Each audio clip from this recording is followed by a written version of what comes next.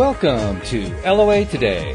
Walt Thiessen and life coach Cindie Chavez here. Today is Wednesday, March the 6th, 2019. It's 4 p.m. in New York, 1 p.m. in Los Angeles, 9 p.m. in London, Sydney, Australia. Good morning. It's 8 o'clock in the morning. And wherever you are in the world, thank you for joining us for another episode of LOA here today, your daily dose of happy. And I've got to start the show off in a very simple way by shouting out a happy birthday to my brother Mark. And I know he's doing well. He's enjoying his work. He actually works at NASA, believe it or not. He's doing rocket science, if you can imagine that.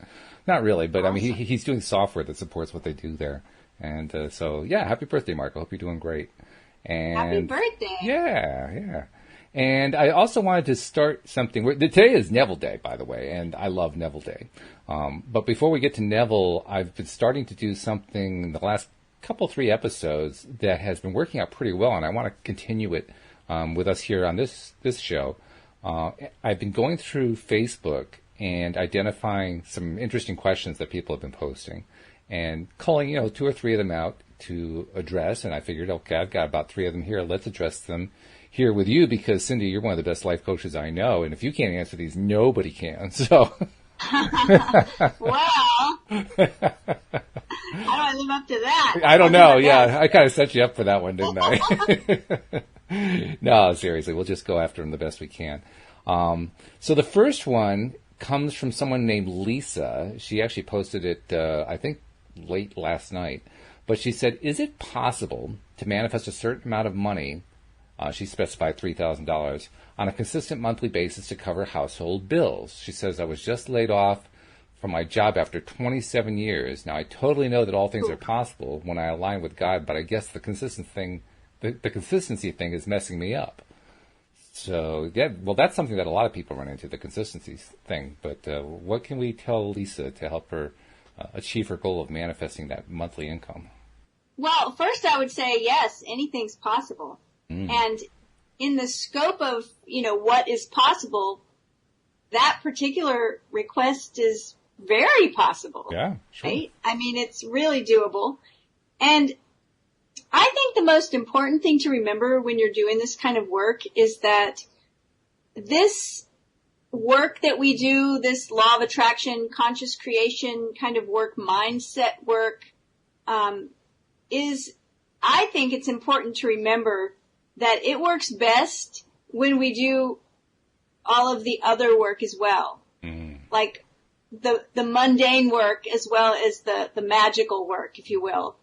I think that's really important because a lot of times people expect to use these tools and that's it. Yeah. And not right. So I always use the example of, well, you want to get yourself in a good mindset. You want to believe that anything's possible. You want to know that, sure, $3,000 can come in every month. That's not a problem. And you also want to give a shout out to your friends that you're looking for work. You want to put some resumes out. You want to open your ears and eyes and awareness for opportunities, because you need a channel for that money to come through. Right? And so I think that it's absolutely possible. And so sorry to hear about losing a job after 27 years. I mean, losing a job is rough regardless a lot of the time. But when you've had employment for such a long time and then suddenly you don't, that's a hard thing. But also knowing that, in my experience, when things like that happen, the way has just opened for something better to show up. Right. I mean, almost, it's always painful, but looking back, that's always the case, is that when there's a loss, something better shows up. So keep that in mind too. I think you're right. That's the first thought that came to my mind when I was reading this the first time, and as I read it aloud here on the show, was exactly that. This is a significant change in her life. Something is shifting. Not just the change in job fortune. Something is shifting, and you're right. It almost always results in something better than what there was before. So I'm going to be curious. I hope, Lisa, I'm going to share what we're posting here today, what we're talking about here on the podcast with her so she can hear it. But I'm hoping she'll get back to us later on as, the situation changes and evolves, because I think there's going to be something really cool that comes out of it. But In the meantime, well, that's a good thing for us to do as well, is to imagine the good report. Yes. We've done that before. We have, right? Indeed. We did that when Dee Dee was possibly going to have emergency surgery. Right. And we all just imagined having a good report, and we had a very good report. Very good, yeah. I'm just going to think about it that way. And also, I have a question. When you read her question, there was something said about consistency, but I was unclear exactly what that was pertaining to. Consistency of practice or consistency of money coming in? I wasn't sure. The note that she wrote was not clear on that point. I took it to mean consistency of practice, but you're right, it could have been read either way. Okay. Well, that's the thing we're all striving for, is to be consistent in our practice. Yeah, no kidding. Right? Yeah. That is the task. That is the one and only task above all other tasks, just trying to stay consistent with this stuff. And it's a good one. Yeah. It's a good thing to do. So, okay, there's number one. Number two comes from Ruth. Ruth is feeling really low. She says, I'm really discouraged. It seems I have no ability to manifest anything at all. I try and try, but nothing comes to fruition, and I need some encouragement. There has to be something I'm doing wrong. And I'll tell you, I actually responded to that post. I said, look around you. Everything that you see, you manifested. You just have to understand that you manifest everything in your life. So that was my response to her. But what would be your response? How would you address her concern? Because that's something that people run into a lot, especially in early stages with law of attraction. But really, after you've been a deliberate creator for a while, you can get to that point where it just says, oh, geez, nothing's working here. Well, I would say first the same exact thing you did is look around, and you are manifesting things. You're manifesting whatever you're experiencing. I mean, that's a manifestation. Right. So things are happening. But then there's a hint there. It's like, I try and try and try, which sounds like resistance. In other words, sometimes we have to relax and let go instead of try, and trust the process. In other words, I always liken it to planting seeds in a garden, you know, and we plant the seeds. And to me, that's the beginning of this conscious creation practice. We decide to do some kind of work, whatever it is. We make a vision board, or we do a Neville exercise where we imagine ourselves, assume the feeling of the wish fulfilled. You know, we do some kind of work, and that's the seeds that were planted. And you think about, you plant seeds in a little garden plot by your door, and you walk by them every day, and you planted the seeds, but every day you walk by, it's just dirt, dirt, dirt. You don't see any activity.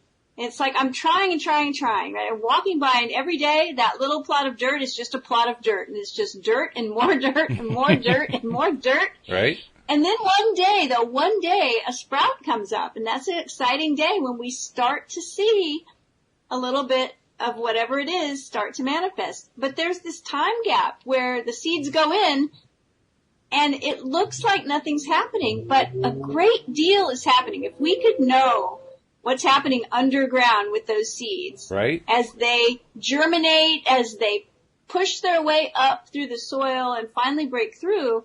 My husband grows bamboo from seeds, and we had a batch of bamboo seeds that he really was almost ready to give up. He thought they were dead seeds because they were just not coming up.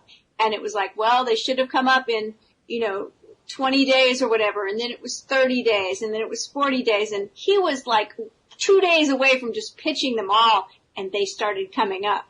And it's such an object lesson, right? Because when you try and try and try, that tells me you're really attached to the outcome. You want to see something happen. And when we get into that place, we're actually resisting because we're so attached. So my advice on that would be to relax, to let go, to start being aware of anything in your life that's good. Anything. The sky is blue today, that's good, right? Absolutely. I saw some flowers on my walk today, that was nice. I mean, anything that you can find, and recognize that you are responsible for your own experience. And so you just manifested a blue sky and some beautiful flowers to smell. Whatever it is, open your awareness to good things. That's good. I like that. I'm also a little surprised at the story that you told about your husband, because being married to a gardener, I pick up little bits and pieces. I'm not a gardening expert at all, but I do pick things up. And one of the things that I've heard often from Louise is, oh God, bamboo, you got to watch out for it. It takes over a garden. And here you are talking about a situation where you couldn't even get it to grow. And I'm thinking, wait a minute, there's a disparity going on here. We got people who've got bamboo running rampant through their garden, and your husband can't get it to grow at all. Hold on. No. He's growing some beautiful bamboo. It's not getting it to grow, but it's getting it to grow from seed. Okay. Because if you notice, people often just buy bamboo plant, or they have a bamboo come from somewhere that's aggressive that takes over their garden when they never wanted it there in the first place. Right. Oops. Right. Yeah. That's funny though. I couldn't miss that particular little tidbit just because I've been inundated by it. Third question. Actually, we have a fourth one that Jeffrey brought in. I'll do that one after this. But the third one is from Lee from New York. And what he wrote actually was not really totally easy to understand. So I'm just going to kind of chop it up in a little bit. Basically, it's very simple. He says, why am I attracting negative energy in people? And then the rest of it, it was kind of a little bit hard to discern what he was trying to say. But I got the impression that he was saying, it seems like I'm getting the opposite of what I thought I was putting out there. So how would you help Lee? Well, first I want to say sometimes it's because we're looking for it. And I don't mean that in a judgy way, but what I mean is that part of our brain is a system called the reticular activation system. Mm. And the way I always explain that one, right, is that part of our brain that alerts us to things that aren't right, that aren't the way they're supposed to be. And it's that same system that's responsible when you go buy a new car. It's like, I really like this car, and it's a certain color and a certain make, and you're like, I've never seen one like this. I'm really happy with my car. And you hop on the interstate, and the first week you're driving it, you see them everywhere. Mm-hmm. Suddenly those cars are everywhere. It's because you're tuned to it. You're aligned with it. And that system also would be, perhaps there would be a branch that would knock against my window at night, but I would sleep through it because I know it's that branch. It always makes that little noise. It knocks on my window. But if a person were to come and knock on my window, I would probably wake up, even though the sound is very similar. Yep. Because that part of my brain is alerting me, something's not right here. This is different. So that part of our brain tells us this is the same. This is normal. This over here is not the same. It's different. And sometimes once we start noticing something, that part of our brain won't stop pointing it out. Mm-hmm. So, for instance, you're like, I think I'm putting out good vibes. Why do I keep running into people that are so negative? And once we recognize that, then it's like we're seeing this negative attitude everywhere. It's like, oh my goodness, it's everywhere. And pretty soon, it's just like we notice it all the time. So, there are negative attitudes in the world, and sometimes we notice them. It doesn't always mean that it's directly reflecting our own attitude back at us. But we can use that, I think, because we can recognize the kind of attitude we don't want to have. That's right. Like, I don't want to have that kind of attitude, right? I don't want to have that kind of mindset. I don't want to be, negative all the time in the way I'm thinking. And so just use it that way, like a mirror. Like we talked about this, I think last week maybe. I talked about it on some interview or somewhere. I don't know. I think it was the podcast. Okay. But when we look in a mirror to check our hair or see if we have food in our teeth or see if our lipstick is on right, we look in the mirror, and if we see, oh, my hair's a mess, then we just fix our hair. We don't talk about how ugly the mirror is. We don't smash the mirror. We don't scream at the mirror. We just go fix ourselves. So in that way, if we use our experience in life as a mirror that way, not to say, oh, is this all a reflection of me? But just to say, oh, yeah, I don't want to look like that. When I look in the mirror and, I say, oh gosh, I don't want my hair to look like that. I better grab a brush, right? And I just fix it. So it can be really useful to look at it that way and to not judge yourself that you're the one creating all of it. There are 7 billion, almost 8 billion people on the planet. They're all creating stuff. We're all creating stuff. And some of us are creating negative attitudes. Yeah, no kidding. Absolutely. In fact, I like what you're Hopefully saying none there. of us are creating negative attitudes, but But I like what you're saying, and I would add to it that, when we're getting all this negativity coming at us, regardless of how we want to understand, why it's coming there, it's a great opportunity to practice. Okay, I got all this negative energy coming at me. How am I going to respond to it? Am I going to respond to it by saying, oh, I got all this negative energy and so many negative people, I'm so sick of it? Or am I going to say, you know what? This is an opportunity to say, I don't really care about the negativity. It just doesn't matter to me. I'm going to let it go. I'm going to let it wash over me and, que sera, who really cares? It isn't all that important to me. And in so doing, I'll drive the negativity away, or more precisely, I'll attract more people who are positive and who are happy and who are feeling good. So it's actually an opportunity, too. And we have to recognize also that energy entrains to itself. So I think the great example of that is if you took the real physical examples, if you take two grandfather clocks and put them in a room together and the pendulums are swinging opposite, they will eventually sync up and start swinging the same. Which is wild. Right? And I told that story one time in an interview, and the person interviewing me said that they had spoken to a surgeon who said if you had two open heart surgery patients opened up on the table at the same time, their hearts would start syncing up and beating together. Wow. Right. And so, when you have this experience where you're in a great mood and then you run into somebody who's really negative and all of a sudden you find yourself being grouchy and negative too, it happens because we align with each other's energy. So, and for some reason, that negative, that catabolic energy is very, very heavy. And it's much easier to get sucked into that than for your happy, positive, anabolic energy to rise them up when they're in a negative spot. Yeah. Because it's weighty. So, don't beat yourself up too much for experiencing negative attitudes. Just do your best to feel good. That's good. I like that because you can only do your best. It's not like you can do better than your best. At any given moment, you have your best, and your best is whatever it is. And it's just, that's as far as you can go. So you just do what you can. Do your best. You just do what you can. I used to have a friend that said, sometimes you just have to do a chicken. And I'm like, do a chicken? He said, you just have to do what you can do. So that's a phrase now around here. It's just, you just have to do a chicken. You just have to do what you can do. In fact, I'm reminded last week you shared with me a book that had a great title to it, Don't Do Your Best.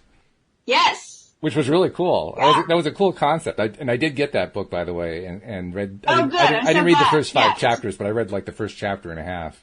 And it was making a very good point that, doing your best actually in a sense is pushing yourself to say, I got to be perfect. Well, we don't have to be perfect. Yeah. And, I love the message in that book because the idea that everything I do has to be, just top notch sometimes prevents us from doing anything at all. Mm-hmm. And, that was the focus there was just do it. Right. Just do what you can do. Mm-hmm. Just let it be good enough. Exactly. I think I heard one time, isn't there a expression that's like, good is the enemy of best or something like that, but it's the same kind of thought. It's we can just let things be good enough. Mm-hmm. And it's imperfect action. Yes. Is what it is. And, the two things that will lead to your success more than anything else, one is imperfect action, the willingness to take imperfect action. And that, I always explain to clients who sometimes are perfectionistic, we're not talking about being okay with like shoddy craftsmanship. We're not talking about just putting out some, junk.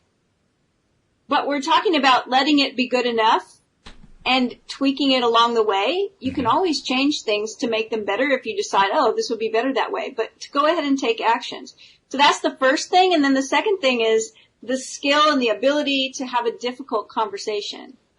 Because people generally don't want to do that. So they put off conversations instead of, letting them take place because they think it's going to be too uncomfortable or it might turn into a conflict or whatever. But if we'll just be willing to communicate and have a difficult conversation, they're usually not as difficult as we think. That's a very good point. Yeah. And I especially like the first one in that one thing that I know I run into, I'm sure a lot of people run into this as well, is I'll have something to do. It has a creative component to it, and it is on something that's really important to me, and it's important to me that it come out right.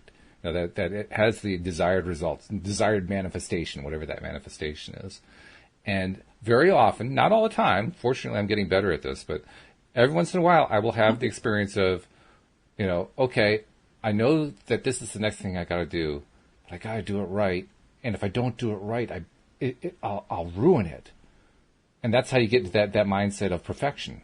I'll ruin it. The whole thing will fall apart. Now, is that really true? Of course not. The whole thing's not going to fall apart. But that's the mindset. The mindset is, if I don't get this just right, the whole thing will be a disaster. I mean, people are sometimes so afraid of a blank page or a blank canvas that I know some art teachers that will have you take the paper out of the thing, throw it on the floor, stomp on it with your feet a few times, right? It's like, okay, it's already ruined now. You can't make it any worse. Just start the drawing. Well, it's like you told me about that course that you taught one time in, I think it was in painting, and in the course you tell the story better than I do. I'll let you tell it, but I love the results of the story. I wrote a curriculum for an intuitive painting intensive workshop, and one of the things, we used to have signs all over the rooms. They said things like, paint it like you're going to burn it. You know, and we told everyone, like, this is not about you know, the outcome. Right. It's not about a project. It's about a process. And so they were completely, once they started painting, they all thought, okay, it doesn't matter whatever this isn't about the outcome. And they all made really beautiful paintings because suddenly they weren't attached to the outcome anymore. That's incredible. That's really something. When you let that go of what you can do, it's really something. Yeah. And then we have one last question before we get into the book. This is a good one from Jeffrey, and it's very poignant, not only because of the topic he's addressing, but because all of us can think of a lot of other similar topics around the world. He says, can we create a peaceful solution to the conflict between India and Pakistan? And then in parentheses, he notes he has a friend that we know who's in danger there. A very noble thing to want to be able to do. And there are lots of instances of difficult things going on around the world, painful things, often deadly things going on. And we want to be able to help out. Can we help out? Oh, well, I think that wanting peace is one of my main objectives in my life and has been since the time I was a child. I took a vow when I was a child to help bring peace on earth, and I took a bodhisattva vow as an adult, the same thing. And so I get you there. It's very important to me too. So where it starts is that we have to find peace within ourselves, no matter what's going on in the world. And then we have to reach out to whoever is in our path, if we can, to try to help them find peace within themselves. I believe there's a peaceful solution, but when we use that word, it sounds like we're going to come up with a mathematical equation that's going to suddenly create peace on earth. And as long as there are people that have an interest in war, we have to focus on what we can do with ourselves. Mm-hmm. That's true. And, I don't feel like that's a cop-out. I just feel like it's the only thing I really can do. Mm-hmm. Is to find peace in myself and then try to share that. And I mean, wherever I can, on a one-on-one basis with clients, I try to help my clients find peace. And, and when I write and when I, produce certain creative content, that's always part of it, is does this bring inner peace to somebody? Because until we all have inner peace, we won't have outer peace. Because as within, so without. As above, so below. It's a hermetic principle. It is the way it is. Mm-hmm. So I don't know if that gives you much hope, but I do believe that prayer and meditation and visualization. I think those three things are all pretty much the same thing. They might just be practiced in different ways, but they are effective and they do bring change, as well as working for change however we can. So yeah, I agree that's with my... that. And I would also add, there's lots of evidence showing that when groups, even small groups of people, concentrate their energy together, both for the good and for the ill, yes, either way that you look at it, results happen. Yes. I mean, I can point to, first I'll point to a couple of negative situations here in the U.S., and I'm kind of risking things because these have a political side to them. But my point is to make a law of attraction point. One of the main things that President Trump has focused on since he was a candidate was the need to seal off the border with Mexico, claiming that the border was being inundated with people who were trying to come in illegally. And at the time that he was running, there was some degree of that happening. It wasn't really a major thing going on. But since then, he and his followers have hammered and hammered and hammered on that. And while the time they've been hammering that, the increase has been absolutely astronomical. Just in the last 6 months, since October 2018, it has increased 300% in that time period because of this constant attention they're putting on it. And that's just one example. There are other examples. Here in the U.S., now there's a big thing going on with racism and sexism and all the isms and so forth. And that's now turning into a big deal. I mean, all this focus that people put on stuff whatever creates we the big focus deal. on expands. It yeah. really does. And similarly, we know of situations on the flip side where, for instance, I can't think what the group is called. There's a group that has a very common name that I can't remember the name of, but they focus on like the city of Washington, D.C. for a day, and they focus on peace in Washington, D.C. for that day, and Washington police notice that day that crime is down 20%. That kind of thing. They do that kind of thing over and over and over again. So it can also work for the positive. If you get a group of people concentrating their efforts on one positive thought, you do get a positive result out of it. There's also, what's her name? I can't remember the name of the woman who wrote the book on concentrating group energy, and she tends to do it in terms of helping people to heal, people who have dread diseases. Oh, it's Lynn McTaggart? Lynn McTaggart, yes, that's her name. Mm-hmm. And there's another example, people focusing as a group. We did it with Dee Dee, but people focusing on a group, as a group on a single individual, helping them to heal. So clearly... And these things all happen in relatively short periods of time, too. So clearly it is effective. So can we create a peaceful solution? The answer is yes, we can. We can by concentrating our effort on focusing on peace. Now, does that guarantee that there will never be any war? Well, no. I mean, that's not realistic. But we can help bring peace to the current situation. And that's always a good thing. Yeah, agreed. Yeah. So... Good questions. Very good questions. Excellent questions. And Dee Dee was also sharing some of her commentary too. Let's see if I can find a particular good thing that she said that was useful. She said, they had such a long conversation here. I think I'd be kind of breaking up their conversation if I tried to summarize it into one. But nevertheless, if you're listening to the live stream, read the comments. They're really, really good comments there. More than we can cover in a reasonable amount of time, but good stuff there. So anyway, today is Neville Day, and we're going to pick up our Neville books. And we're talking about Your Faith is Your Fortune. And we're on chapter 11, and this is the way I feel about doing Neville every week. The chapter title is perfect. It's Christmas. The title is Christmas. That's the title I of the laughed chapter. out loud when I saw that, right? Oh, I did too. Oh, that's funny. And the next chapter is just as good too. I mean, it's even because the next chapter talks about Easter. I mean, so this is where Neville really, this is where the Neville rubber hits the road, and you really learn just how different Neville's interpretation of this is from, say, the standard Christian approach. So, anyway, we are, and once again, right off the bat, Neville is going to start with a Christian scripture from the Christian Bible, and so we always make this disclaimer.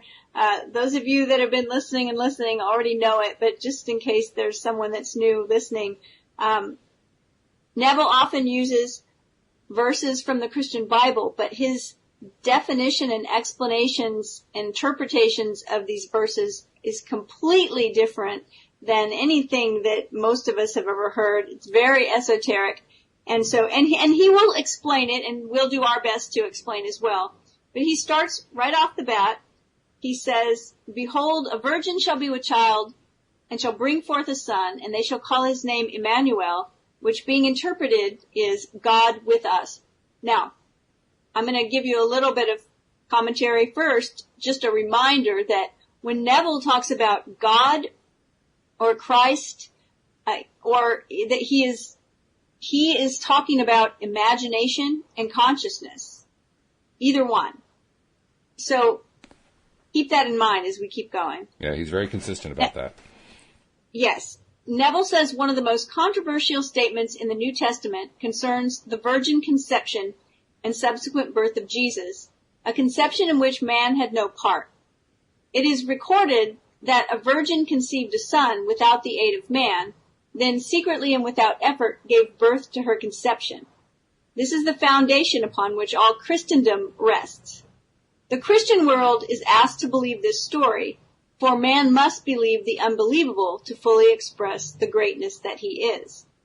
Scientifically, man might be inclined to discard the whole Bible as untrue, because his reason will not permit him to believe that the virgin birth is physiologically possible. But the Bible is a message of the soul and must be interpreted psychologically if man is to discover its true symbology. Man must see this story as a psychological drama rather than a statement of physical fact.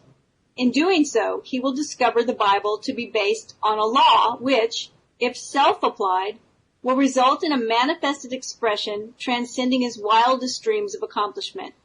To apply this law of self-expression, man must be schooled in the belief and disciplined to stand upon the platform that all things are possible to God.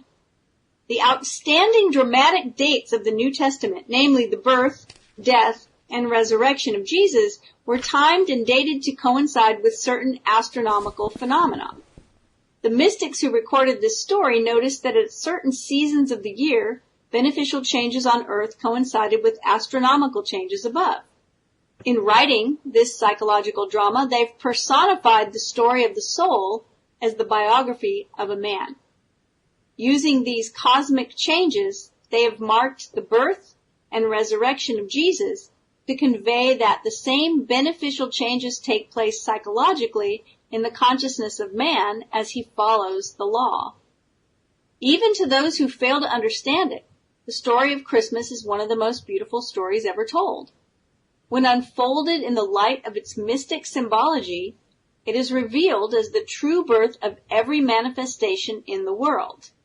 This virgin birth is recorded as having taken place on December 25th, or as certain secret societies celebrate it, on Christmas Eve at midnight of December 24th. Mystics established this date to mark the birth of Jesus because it was in keeping with the great earthly benefits this astronomical change signifies. The astronomical observations, which prompted the authors of this drama to use these dates, were all made in the northern hemisphere. So from an astronomical point of view, the reverse will be true if seen from the southern latitudes. However, this story was recorded in the north and therefore was based on northern observation. Man very early discovered that the sun played a most important part in his life, that without the sun, physical life as he knew it could not be. So these most important dates in the story of the life of Jesus are based upon the position of the sun as seen from the earth in the northern latitudes. After the sun reaches its highest point in the heavens in June, it gradually falls southward, taking with it the life of the plant world, so that by December almost all of nature has been stilled. Should the sun continue to fall southward, all nature would be stilled unto death. However, on December 25th, the sun begins its great move northward, bringing with it the promise of salvation and life anew for the world. Each day as the sun rises higher in the heavens, man gains confidence in being saved from death by cold and starvation, for he knows that as it moves northward and crosses the equator, all nature will rise again, will be resurrected from its long winter sleep. Our day is measured from midnight to midnight, and since the visible day begins in the east and ends in the west, the ancients said the day was born of that constellation which occupied the eastern horizon at midnight. On Christmas Eve, or midnight of December 24th, the constellation Virgo is rising on the eastern horizon. So it is recorded that this Son and Savior of the world was born of a virgin. It's also recorded that this virgin mother was traveling through the night, that she stopped at an inn and was given the only available room among the animals, and there in a manger where the animals fed, the shepherds found the Holy Child. The animals with whom the Holy Virgin was lodged are the holy animals of the zodiac. There in that constantly moving circle of astronomical animals stands the Holy Mother, Virgo, and there you will see her every midnight of December 24th, standing on the eastern horizon as the Son and Savior of the world starts his journey northward. Psychologically, this birth takes place in man on that day when man discovers his consciousness to be the Son and Savior of his world. When man knows the significance of this mystical statement, I am the light of the world, he will realize that his I am, or consciousness, is the sun of his life, which sun radiates images upon the screen of space. These images are in the likeness of that which he, as man, is conscious of being. Thus, qualities and attributes which appear to move upon the screen of his world are really projections of this light from within himself. The numberless, unrealized hopes and ambitions of man are the seeds which are buried within the consciousness or virgin womb of man. There they remain like seeds of earth, held in the frozen waste of winter, waiting for the sun to move northward or for man to return to the knowledge of who he is. In returning, he moves northward through recognition of his true self by claiming, I am the light of the world. When man discovers his consciousness, or I am, to be God, the Savior of his world, he will be as the sun in its northern passage. All hidden urges and ambitions will then be warmed and stimulated into birth by this knowledge of his true self. He will claim that he is that which heretofore he hoped to be. Without the aid of any man, he will define himself as that which he desires to express. He will discover that his I am is the Virgin conceiving without the aid of man, that all conceptions of himself, when felt and fixed in consciousness, will be embodied easily as living realities in his world. Man will one day realize that this whole drama takes place in his consciousness, that his unconditioned consciousness, or I am, is the Virgin Mary desiring to express that through this law of self-expression he defines himself as that which he desires to express, without the help or cooperation of anyone. He will express that which he has consciously claimed and defined himself as being. He will then understand why Christmas is fixed on December 25th, while Easter is a movable date, why upon the virgin conception the whole of Christendom rests, that his consciousness is the virgin womb or bride of the Lord, receiving impressions as self-impregnations, and then without assistance, embodying these impressions as the expressions of his life. I think we broke a record here.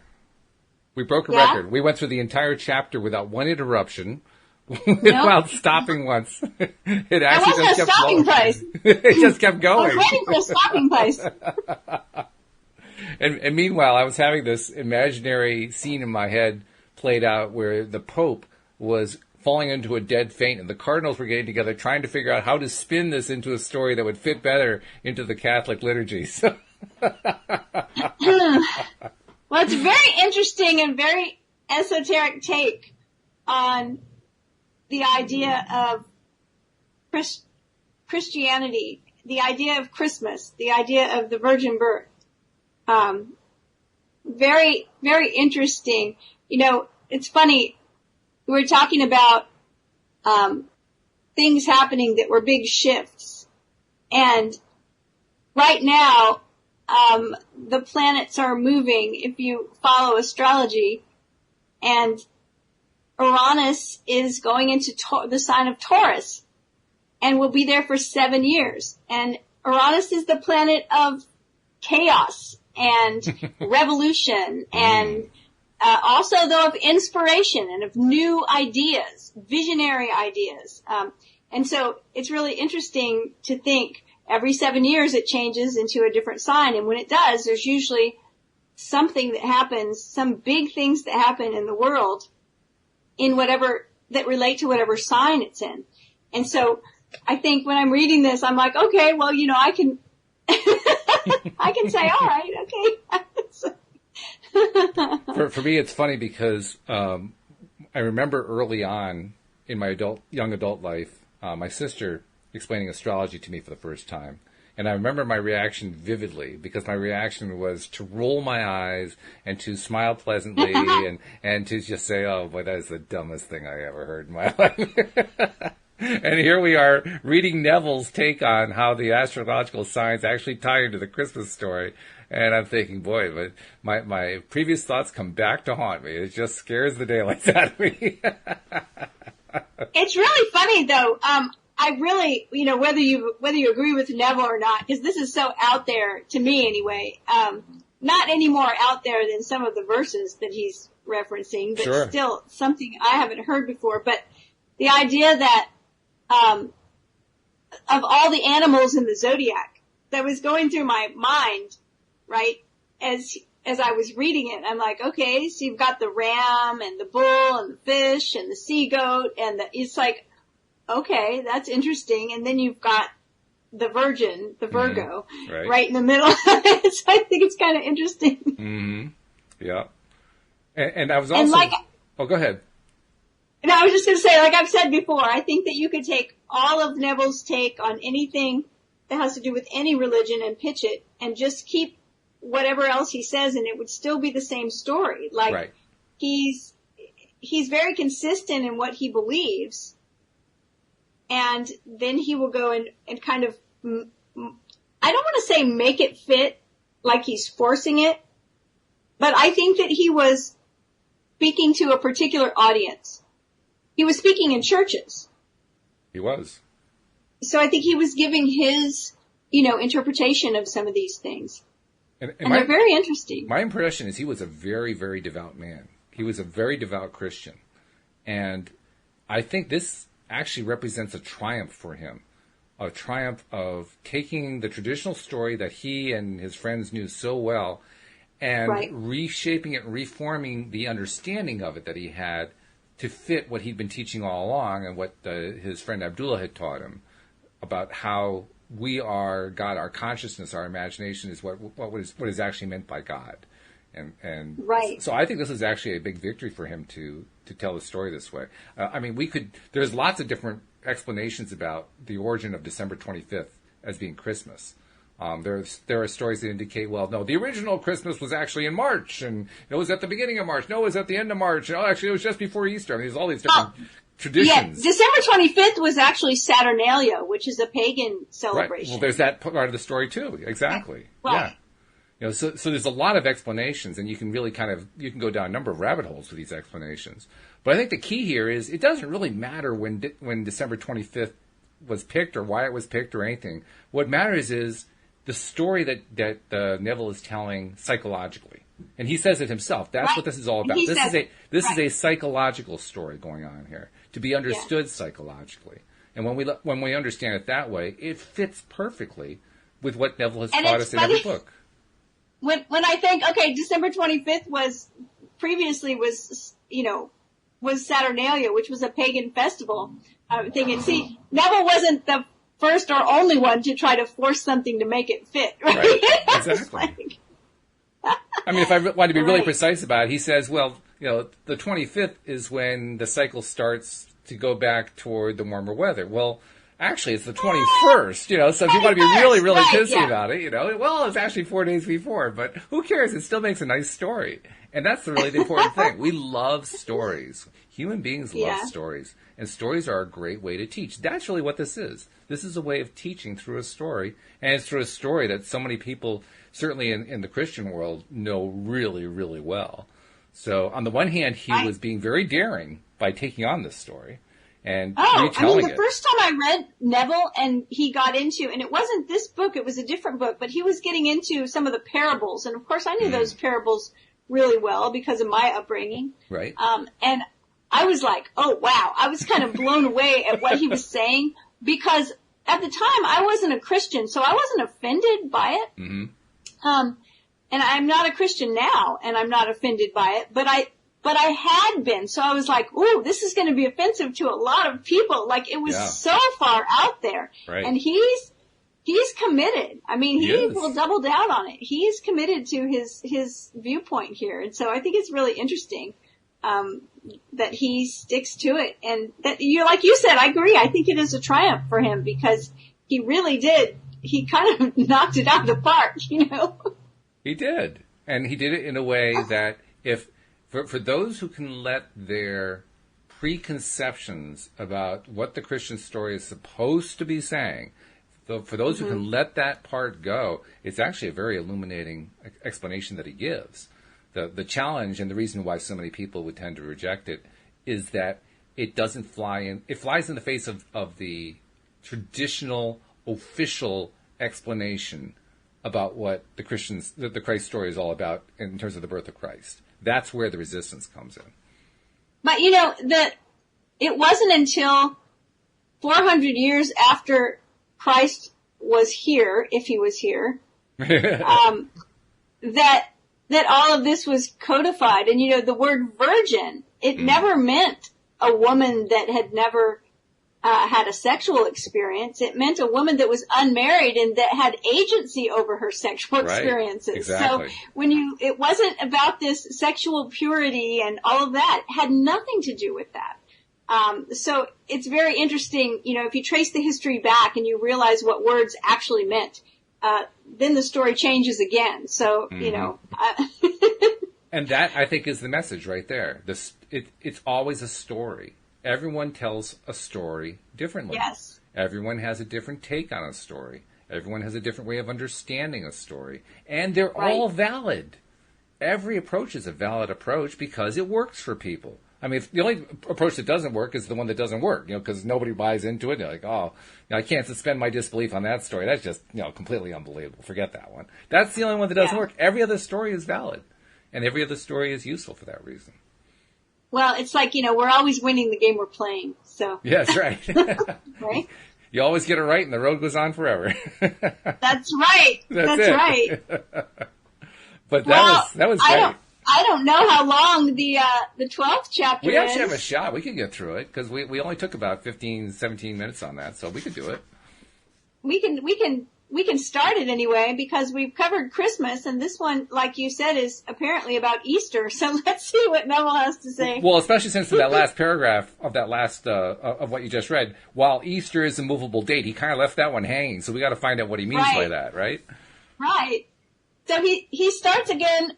Crucifixion and resurrection. He starts with a verse from the Christian Bible. He says, I am the resurrection and the life. He that believeth in me, though he were dead, yet shall he live.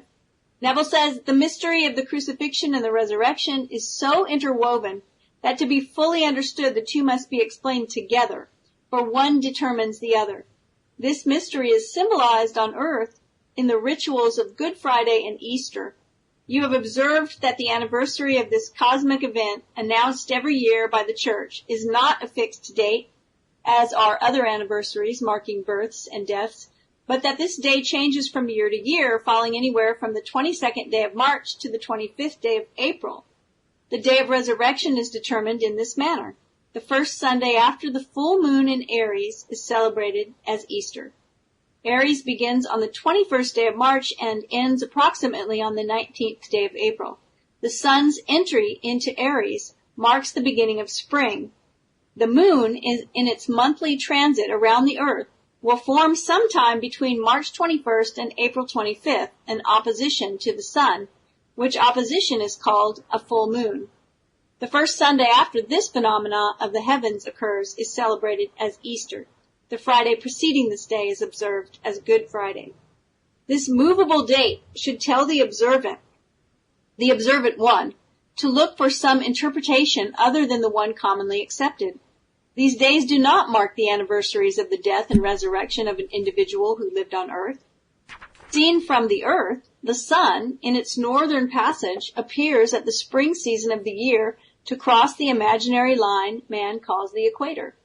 So it is said by the mystic to be crossified or crucified that man might live. Whoa. It is significant that Go ahead. No, that's all. Just, whoa, it's just like a big reaction. Like, okay, here we go with a real big shift. Okay, crossified. It is significant that soon after this event takes place, all nature begins to arise or resurrect itself from its long winter sleep.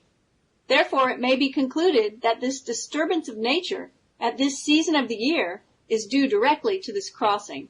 Thus, it is believed that the sun must shed its blood on the Passover. Now he's talking about Passover. Yeah. If these days marked the death and resurrection of a man, they would be fixed so that they would fall on the same date every year as all other historical events are fixed. But obviously this is not the case.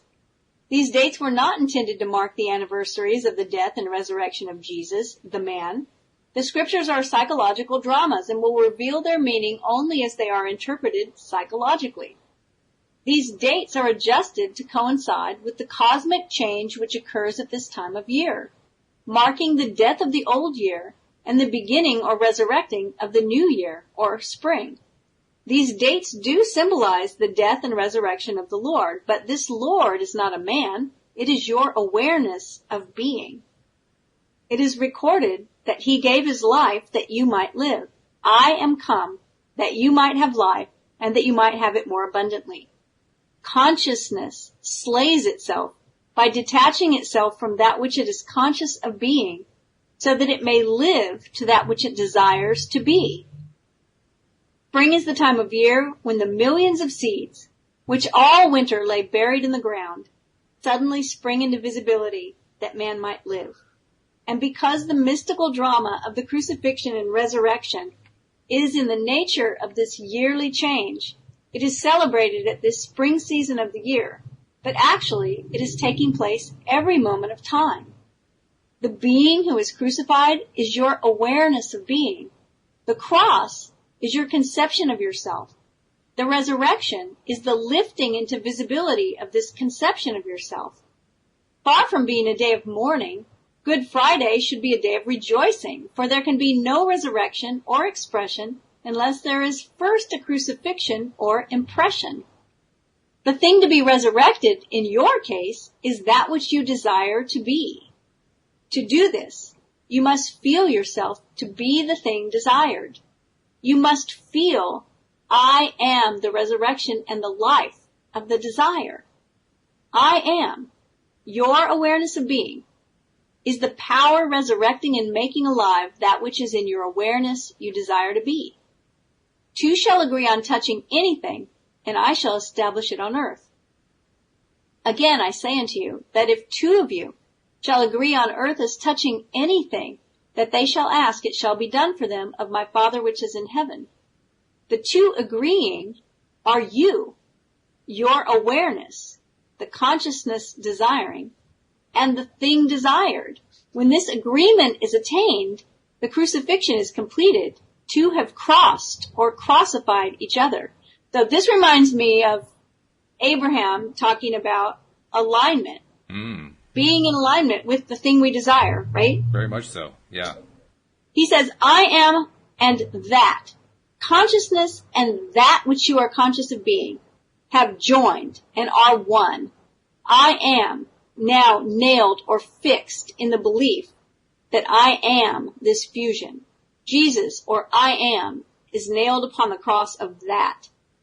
The nail that binds you upon the cross is the nail of feeling.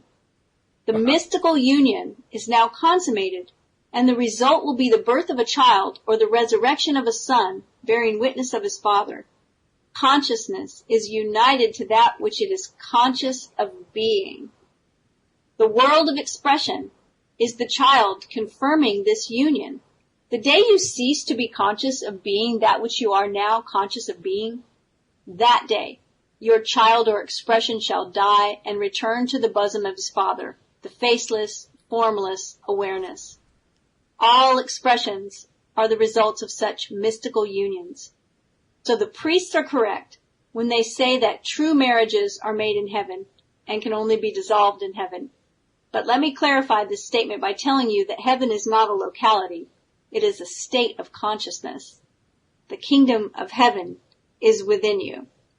In heaven, consciousness, God is touched by that which he is aware of being. Who has touched me? For I perceive virtue has gone out of me. The moment this touching, feeling takes place, there is an offspring or a going out of me into visibility taking place. The day man feels, I am free, I am wealthy, I am strong, God, I am, is touched or crucified by these qualities or virtues. The results of such touching or crucifying will be seen in the birth or resurrection of the qualities felt. For man must have visible confirmation of all that he is conscious of being. Now you will know why man or manifestation is always made in the image of God. Your awareness imagines and outpictures all that you are aware of being. I am the Lord, and beside me there is no God. I am the resurrection and the life. You shall become fixed in the belief that you are that which you desire to be. Before you have any visible proof that you are, you will, from the deep conviction which you have felt fixed within you, know that you are so. And so without waiting for the confirmation of your senses, you will cry, it is finished. Then with a faith born of the knowledge of this changeless law, you will be as one dead and entombed.